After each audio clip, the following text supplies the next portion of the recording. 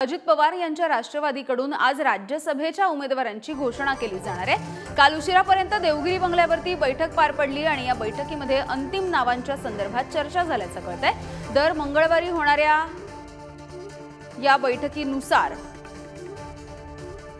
ही महत्त्वाची बैठक होती आणि आज ही नावं जाहीर होणार असल्याचं बोललं जात आहे।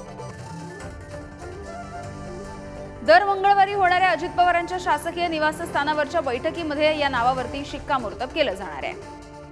आणि ओमकार वाबळे आमचे प्रतिनिधी आहेत आपल्या सोबत। ओमकार, आता अजित पवार यांच्या राष्ट्रवादीकडून सुद्धा उमेदवारांची नावं जाहीर होणार असल्याचं बोललं जात आहे। यामिनी राज्यसभेसाठी त्यांना कोटा पाहता अजित पवारांसोबत असलेल्या आमदारांमुळे त्यांना राज्यसभेवरती एक उमेदवार पाठवता येणार आहे। पण महत्त्वाचं म्हणजे गेल्या इतक्या दिवसांपासून उमेदवारांची चाचपणी सुरू होती। एकीकडे छगन भुजबळ समीर भुजबळांसाठी ताकद लावतात, दुसरीकडे आदिकांतचे सुपुत्र आहेत तर तिकडे पार्थ पवार सुद्धा आहेत। त्यामुळे उमेदवारांमध्ये कन्फ्युजन सुरू आहे।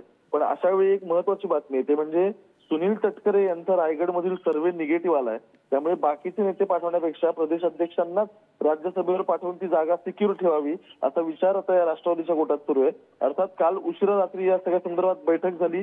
बैठकीतलं इतिवृत्त अजून पूर्णतः समोर आलेलं नसलं तरी सुद्धा आज अखेर फायनल उमेदवाराची घोषणा होईल आणि नेत्यांच्या ज्या दर मंगळवारी बैठक असते त्यामध्ये या संदर्भात सगळी सविस्तर माहिती समोर येईल।